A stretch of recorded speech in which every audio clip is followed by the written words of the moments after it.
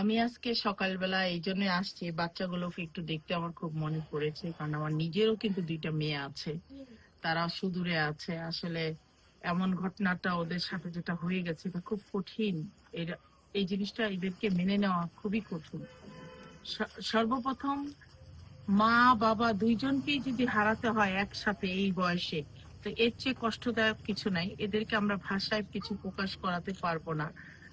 তো বাচ্চাদের যে সিচুয়েশনে আমাদের এমপি মহোদয় আমাদের আহ, যেভাবে হ্যান্ডেল করেছে, আল্লাহর অশেষ রহমতে আমাদের খন্দকার আবু আশফাক ভাই আমাদের এই বাচ্চাগুলোর মাথার উপরে ছায়া হয়ে এসেছেন।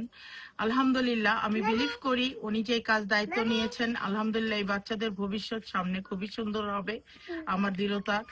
আপনারা সবাই, আপনার এখানে যারা আছেন সবাইকে আমি বলবো এই মেয়েদেরকে একটু লুক আফটার করবেন, স্নেহ মায়া মমতা দিয়ে, ভালোবাসাটাই বড় পাওয়া।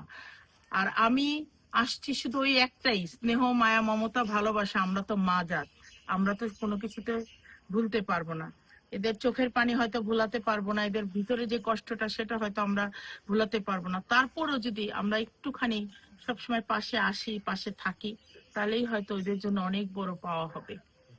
তো সবচেয়ে বড় কথা, আমাদের পিএম জনাব তারেক রহমান আমাদের যেই প্রতিশ্রুতিতে যে নেমেছে আমাদের বাংলাদেশকে সুন্দর করার, সবার আগে বাংলাদেশকে সুন্দর করতে হলে আমাদের সবার সবসময় এদের পাশে যদি থেকে আমরা জনগণের পাশে থাকি, ইনশাল্লাহ আমাদের এই বাংলাদেশ সুন্দর হবে।